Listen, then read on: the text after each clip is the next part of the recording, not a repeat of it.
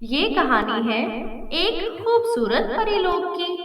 रानी परी की 6 बेटियां थीं, जो रानी परी की बहुत ही लाडली थीं। 6 परियां दिखने में एक से बढ़कर एक थीं। रानी परी को नाचने गाने से सख्त नफरत थी। उन्होंने पूरे परीलोक पर नाचने में पाबंदी लगा रखी थी। खासकर वो अपनी 6 परियों को नाचने गाने घूमने फिरने से सख्त मना कर रखी थी। रानी परी सबको कमरे में कैद करके रखती थी। वो अपनी बेटियों को बाहर की दुनिया से अलग ही रखती, जिसकी वजह से परियों का और भी मन होता है कि बाहर घूमे फिरे, नाचे गाएं। बहन, पता नहीं माँ हमें किस गुनाह की सजा दे रही है। हम परी होते हुए भी अपनी मर्जी से कुछ नहीं कर सकते। हाँ बहन, पर आखिर वो हमारी माँ है। अगर वो ऐसा कर रही है तो जरूर उसके पीछे कोई ना कोई वजह होगी।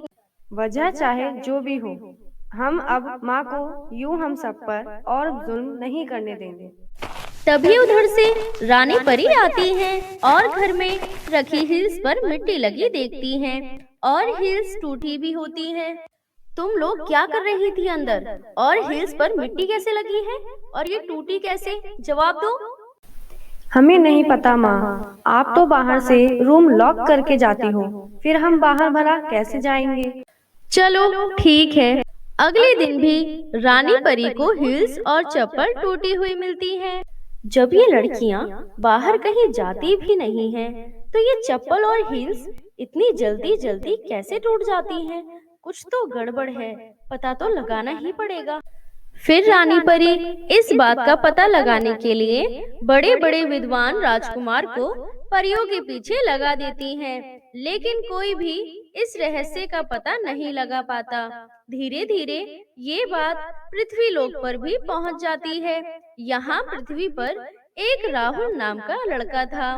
उसे जब इस बात का पता चलता है, फिर वो परीलोक जाकर उस बात का पता लगाने का निश्चय कर लेता है, क्योंकि जो कोई भी इस बात का पता लगाएगा, उसे रानी परी खूब सारा इनाम देंगी। और राहुल को अपनी माँ के इलाज के लिए पैसे की सख्त जरूरत थी। जब वो जा रहा होता है, तब राहुल की माँ उसे एक अदृश्य होने वाला कड़ा देते हुए बोलती है, बेटा, ये कड़ा तुम्हें उन परियों के बारे में जानने में तुम्हारी मदद करेगा। और फिर राहुल परीलोक की ओर चल देता है। परीलोक में रानी परी ने राहुल को परियों के साथ वाले कमरे में रहने का इंतजाम करा दिया। कोई भी परियां राहुल से बात तो दूर, देखना तक नहीं पसंद करती थीं, लेकिन वहीं सबसे छोटी परी सिंड्रेला को राहुल बहुत पसंद आता है।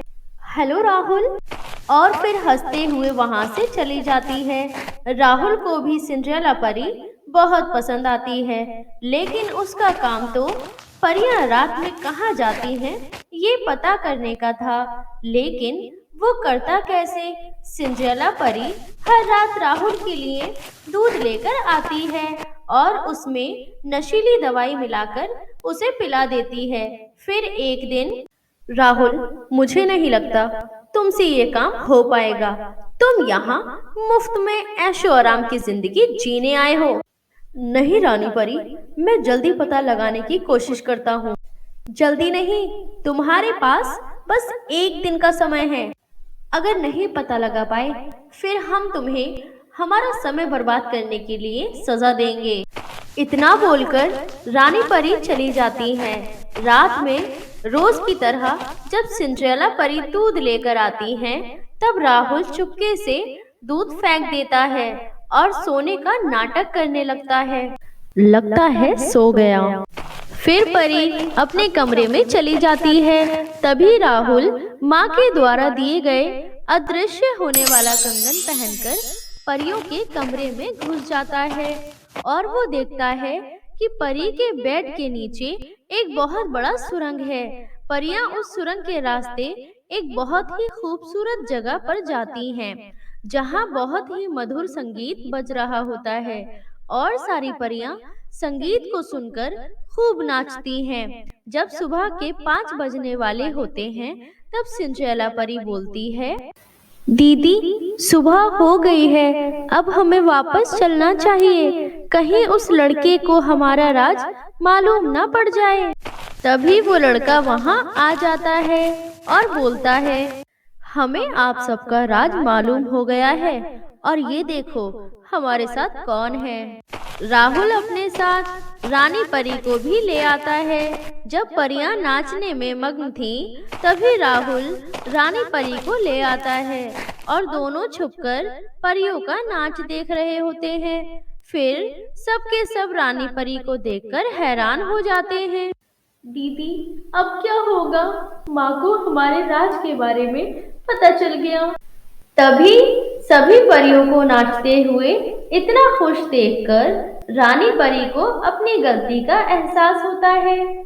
मुझे माफ कर दो मेरी बेटियों, तुम सब परी होते हुए भी मेरी वजह से अपने इच्छा के अनुसार जी नहीं सकती। तुम लोगों का डांस के प्रति ये जुनून देखकर अब मैं तुम्हें आजादी देती हूँ।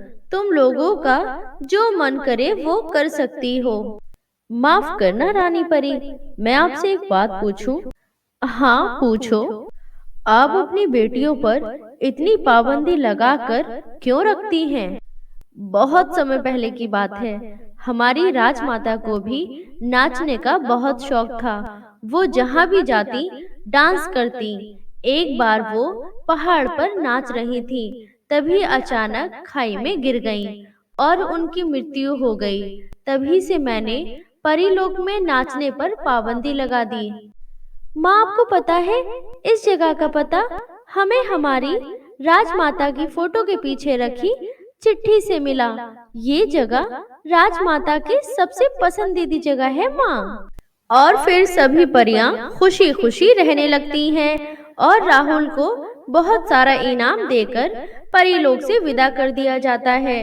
और रानी माँ उसे उसकी माँ के लिए एक जड़ी बूटी भी देती हैं। उसको खाते ही उसकी माँ बिल्कुल ठीक हो जाती है और परीलोक में सभी परियां हंसते खेलते नाचते गाते खुशी खुशी रहने लगती हैं।